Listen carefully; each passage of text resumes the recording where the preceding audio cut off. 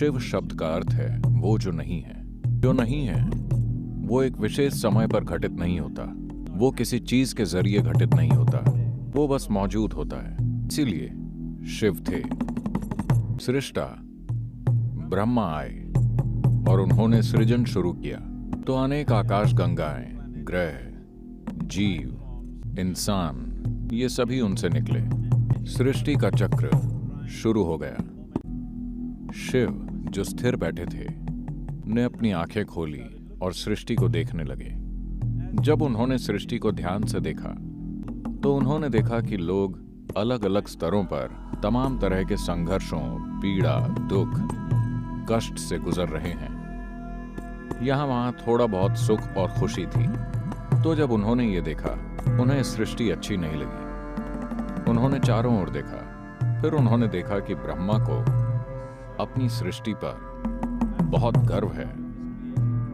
वो बहुत ही गर्व और खुशी से अपनी सृष्टि को देख रहे थे। फिर उन्हें लगा कि दो आंखें पर्याप्त नहीं हैं, इसलिए उन्होंने इस ओर देखने के लिए एक और सिर पैदा किया। वो किसी चीज से चूकना नहीं चाहते थे।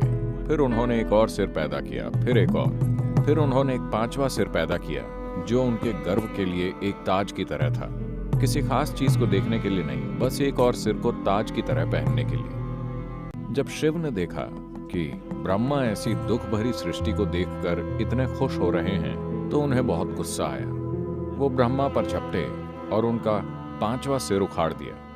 अब उनके पास सिर्फ 4 हैं। ब्रह्मा पीड़ा से कराते हुए बोले, आप मेरे साथ ऐसा क्यों कर रहे हैं? शिव ने कहा, क्या आप अपनी बनाई सृष्टि को लेकर शर्मिंदा नहीं हैं? हर कोई दुखी है। लोग तमाम तरह के संघर्षों से गुजर रहे हैं। लोग कई तरह के दुख, पीड़ा और कष्ट भोग रहे हैं। ब्रह्मा बोले, मैंने पीड़ा को नहीं बनाया है, न ही मैंने खुशी बनाई है। मैंने बस सृष्टि बनाई है। ये उनके ऊपर है कि वो इससे कैसे गुजरते हैं। उनके मन में है। फिर शिव ने कहा, मन को किसने बनाया? वो भी आपने बनाया है। ब्रह्मा बोले, मन का अपना कोई गुण नहीं है, वो सिर्फ मौजूद है। लोग उसे खुशी में बदल सकते हैं या दुख में। लोग उसे कष्ट में बदल सकते हैं या परमानंद में, ये उनके ऊपर है। फिर शिव बैठकर बहुत ध्यान से सृष्टि को देखने लगे।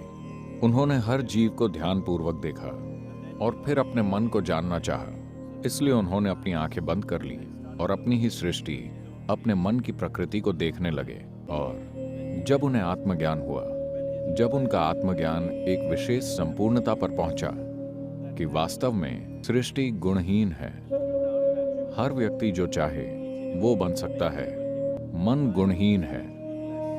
जब उन्होंने ये ज्ञान पा लिया तो वो इतने आनंद विभोर हो गए, इतने आनंद विभोर कि वो उछलने और नाचने लगे। वो खुशी और परमानंद से मदहोश होकर नाचने लगे। जब वो बेतहाशा पूरी भागीदारी के साथ नाच रहे थे, जब उनके शरीर की हर कोशिका अपने आप में एक नृत्य बन गई थी, तो अचानक उन्हें एहसास हुआ कि ये नृत्य भी जरूरी नहीं है। और उन्होंने ध्यान दिया कि उनके नृत्य के चरम पर पूर्ण स्थिरता थी। तो वो एक सन्यासी की तरह शांत और बिल्कुल स्थिर होकर बैठ गए। कहते हैं कि वो स्थिरता इसी दिन घटित हुई। महाशिवरात्रि की रात को ऐसा हुआ था। परमानंद की तीव्रता से संपूर्ण विनाश और स्थिरता, उन्होंने बारी बारी से ये दोनों चीजें की। आप इसी कल्पना चित्र को देखते हैं। कभी वो नृत्य करते हुए और उल्लासमय होते हैं, कभी बिल्कुल स्थिर जैसे किसी चीज का अस्तित्व ही नहीं है। जब हम शिव को विनाश करता कहते हैं तो इसका मतलब दुनिया का विनाश नहीं है। इसका मतलब आपकी दुनिया का विनाश है।